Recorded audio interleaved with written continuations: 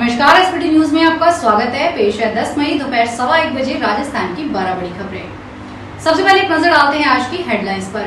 Colonel Sophia बोली BrahMos facility पर हमले का पाकिस्तानी दावा झूठा। S-400 डिफेंस सिस्टम भी सुरक्षित, जवाबी एक्शन में पाक का सियालकोट एयरबेस तबाह।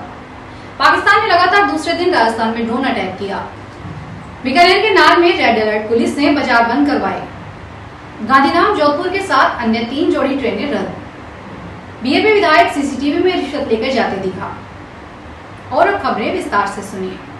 नई दिल्ली, भारत और पाकिस्तान एक दूसरे पर सैन्य कार्रवाई कर रहे हैं। इस बीच विदेश और रक्षा मंत्रालय ने शनिवार को प्रेस कॉन्फ्रेंस की। इसमें कर्नल सोफिया कुरैशी ने कहा कि पाकिस्तान लगातार भारत पर मिसाइल अटैक कर रहा है। उसने हाई स्पीड मिसाइल से पंजाब के उधमपुर, पठानकोट, आदमपुर और गुजरात के भुज एयरबेस पर हमला किया, जिसमें हमें नुकसान पहुंचा है। पाकिस्तान अस्पताल और स्कूल को निशाना बनाने की कोशिश की, जिसमें भारत ने नाकाम कर दिया। ब्रह्मोस फैसिलिटी तबाह करने का दावा गलत है। S-400 डिफेंस सिस्टम भी पूरी तरह से सुरक्षित है। प्रेस कॉन्फ्रेंस में कर्नल सोफिया कुरैशी के साथ विदेश सचिव विक्रम मिस्री और विंग कमांडर व्योमिका सिंह मौजूद रही। जैसलमेर के बाद बाड़मेर में भी पाकिस्तान ने ड्रोन अटैक किया है। जैसलमेर के पोखरण में पाकिस्तान की ओर से आधे घंटे में 2 बार ड्रोन से हमले किए गए। बाड़मेर में भी ड्रोन अटैक हुआ है। भारत के एयर डिफेंस सिस्टम ने ड्रोन को हवा में ही मार गिराया। इससे पहले पाकिस्तान ने 7 व 8 मई की दरमियानी रात को 8 मई की रात को राजस्थान में 5 सैन्य ठिकानों पर मिसाइल और ड्रोन से हमला किया था, जिन्हें हवा में ही मार गिराया गया। ड्रोन अटैक के बाद राजस्थान में रेड अलर्ट और श्रीगंगानगर में ग्रीन अलर्ट जारी किया गया है। उधर श्रीगंगानगर, बाड़मेर, जैसलमेर और बीकानेर जिलों में घोषित पंचायती राज संस्थाओं के उपचुनाव को स्थगित कर दिया गया है। बीकानेर के नाल में शनिवार सुबह अचानक से सतर्कता देखी गई। नाल पुलिस ने बाजार में दुकानें बंद करवा दी। पुलिस के साथ आम जनता भी दुकानें बंद करवाने में जुटी हुई है। नाल में नेशनल हाईवे पर ही ज्यादा दुकानें हैं। इसके अलावा गांव के मुख्य बाजार में दुकानें हैं। सभी को तुरंत बंद कर दिया गया है। नाल में एयरफोर्स स्टेशन होने के कारण अतिरिक्त सावधानी बरती जा रही है। सुबह करीब 9 बजे नाल पुलिस एक्टिव हुई और बाजार में पहुंच गई। कुछ ही देर में दुकानों को व्यक्तिगत आग्रह करके दुकानें बंद करवाई गई।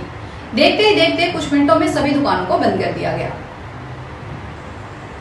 जोधपुर रेलवे ने मौजूदा परिस्थितियों, ब्लैकआउट और यात्रियों की सुरक्षा के मद्देनजर जोधपुर से बाड़मेर व जैसलमेर स्टेशनों के बीच चलने वाली ट्रेनों को कैंसिल करने का फैसला किया है। इसके तहत शनिवार को जहां 7 ट्रेनों को रद्द किया गया, वहीं 4 प्रमुख ट्रेनें आंशिक रूप से रद्द रहेंगी। उत्तर पश्चिमी रेलवे के जोधपुर मंडल के DRM अनुराग त्रिपाठी ने बताया कि विशेष परिस्थितियों में यात्री सुरक्षा को ध्यान में रखते हुए रेल प्रशासन जोधपुर मंडल से चलने वाली ट्रेनों को रद्द किया जा रहा है। बागीदोरा से भारत आदिवासी पार्टी के विधायक जयकृष्ण पटेल के 20 लाख की रिश्वत लेने के मामले में ACB को एक और CCTV फुटेज मिला है।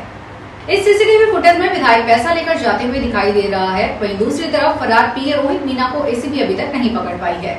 आरोपी के संभावित ठिकानों पर लगातार रेड की जा रही है। ACB रोहित मीना के फेंके GPS और बैग को भी रिकवर किया जा चुका है।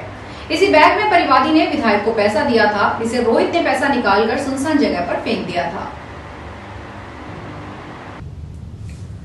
अब प्रधानमंत्री मातृवंदना योजना का लाभ लेने के लिए गर्भवती महिलाओं को अलग से फॉर्म भरने की जरूरत नहीं पड़ेगी। दस्तावेजों की कमी या जानकारी देने में गलती के कारण जो महिलाएं योजनाओं से वंचित रह जाती थी, उन्हें अब सीधे फायदा मिलेगा। केंद्र सरकार जल्द ही प्रधानमंत्री मातृवंदना योजना और राजस्थान के चिकित्सा विभाग के PCTS पोर्टल पर एक करने जा रही है। ये पहल सिर्फ राजस्थान में ही नहीं बल्कि पूरे देश में करने की तैयारी है। इसको लेकर प्रधानमंत्री मातृवंदना योजना के पोर्टल में संशोधन किए जा रहे हैं। राजस्थान मुख्यमंत्री आयुष्मान आरोग्य योजना के तहत 25 लाख के निःशुल्क इलाज का लाभ अब अगले माह से आयुर्वेदिक अस्पतालों में भी मिलेगा। हालांकि शुरुआत में यह व्यवस्था सिर्फ सरकारी आयुर्वेदिक चिकित्सालयों में ही मिलेगी। निजी अस्पताल अभी शामिल नहीं किए गए हैं। प्रदेश के 120 राजकीय आयुर्वेदिक चिकित्सालयों में भी पहले चरण में 84 को ही शामिल किया गया है। इनमें उदयपुर के 4 चिकित्सालय हैं। शहर में अब इस सुविधा का लाभ मोती चौहट्टा व सिंधी बाजार स्थित औषधालय के साथ ही मावली व सायरा के राजकीय आयुर्वेदिक चिकित्सालयों में मिलने लगेगा। इन सभी में पंचकर्म पद्धति से इलाज हो रहा है। रेलवे बोर्ड ने कैंसर के बढ़ते मामलों को देखते हुए इसके इलाज के लिए नई स्वास्थ्य सेवा नीति जारी की है। AIRF के सहायक महामंत्री मुकेश माथुर ने बताया कि all India railway men's federation के महामंत्री शिव गोपाल मिश्रा ने रेलवे बोर्ड के अध्यक्ष, मेंबर फाइनेंस, DG RHS से रेलवे कर्मियों को टाटा मेमोरियल जैसे बड़े अस्पतालों में कैंसर पीड़ित रेलवे कर्मियों को इलाज में सहूलियत देने की मांग की है।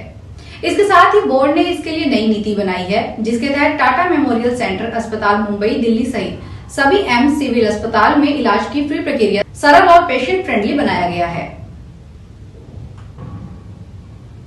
देश में आईआईटी कानपुर की ओर से 18 मई को जेईई एडवांस परीक्षा होने जा रही है। इस परीक्षा के प्रवेश पत्र 11 मई को जारी होंगे। इससे पहले देश की इंजीनियरिंग प्रवेश परीक्षा को लेकर बड़ा अपडेट आया है। कोटा के एक्सपर्ट अमित आहूजा ने बताया कि युद्ध के तनावपूर्ण हालात के चलते कर्नाटक के प्राइवेट इंजीनियरिंग कॉलेजों में प्रवेश के लिए होने वाली कॉमेट की परीक्षा देश के 13 शहरों में स्थगित कर दी गई है। इन शहरों में जामनगर, अंबाला, श्रीनगर, जम्मू, लुधियाना, बठिंडा, जालंधर, मोहाली, पटियाला, अमृतसर, जोधपुर, बीकानेर और श्रीगंगानगर शहर शामिल हैं। सिंचाई के लिए बिजली की कमी से परेशान होने वाले किसानों को प्रधानमंत्री कुसुम योजना 20 से राहत मिलेगी। इस योजना के तहत इस साल प्रदेश में 60,000 खेतों में सोलर पंप संयंत्र लगाए जाएंगे।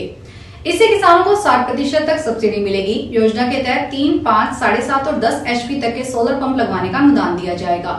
राज्य सरकार ने इस वर्ष इस गाइडलाइन को जारी करते हुए जिलेवार लक्ष्य आवंटित किए हैं। सबसे ज्यादा सोलर पंप सेट जयपुर जिले में 5500 का लक्ष्य दिया गया है, जबकि बीकानेर, चूरू, जैसलमेर और श्रीगंगानगर में 3500 सोलर पंप सेट स्थापित किए गए हैं। उदयपुर में मई में अचानक पलटे मौसम ने वन विभाग की वन्य जीव गणना की तैयारियों पर पानी फेर दिया है। यह गणना 12 मई से शुरू होने वाली थी, लेकिन आंधी बारिश के कारण इसे 1 माह तक टाला गया है। अब 11 जून को होगी। उधर उदयपुर में शुक्रवार को लगातार 5वें दिन भी बारिश हुई। 4 साल में यह दूसरा मौका है जब वन्य जीव गणना की तिथि आगे बढ़ाई गई है। वर्ष 2021 में ताउते के कारण हुई बारिश के बाद भी तिथि आगे बढ़ाई गई थी। उदयपुर जिले में सज्जनगढ़, जयसमंद और फुलवारी की नाग सेंचुरी, बागतड़ा, क्रोकोडाइल रिजर्व पार्क आदि जगह पर 24 घंटे बैठकर वन्य जीवों की निगरानी करते हैं।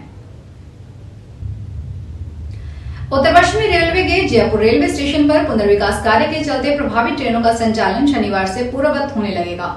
जोधपुर मंडल के सीनियर डीसीएम विकास खेड़ा के अनुसार जयपुर रेलवे स्टेशन पर एयर कॉनकोर्स के निर्माण के कारण खातीपुरा रेलवे स्टेशन तक विस्तारित train Khatipura Jodhpur Khatipura intercity superfast शनिवार से पुणे जयपुर जोधपुर जयपुर स्टेशनों के बीच पूर्ववत चलेगी। इसी तरह उपरोक्त कार्य के कारण परिवर्तित मार्ग से संचालित की जा रही ट्रेन बाड़मेर दिल्ली बाड़मेर मलानी सुपरफास्ट भी अपने निर्धारित मार्ग फुलेरा जयपुर अलवर रेवाड़ी के रास्ते संचालित होगी। फिलहाल इस बुलेटिन में इतना ही। फिर हाजिर होंगे बड़ी खबरों के साथ।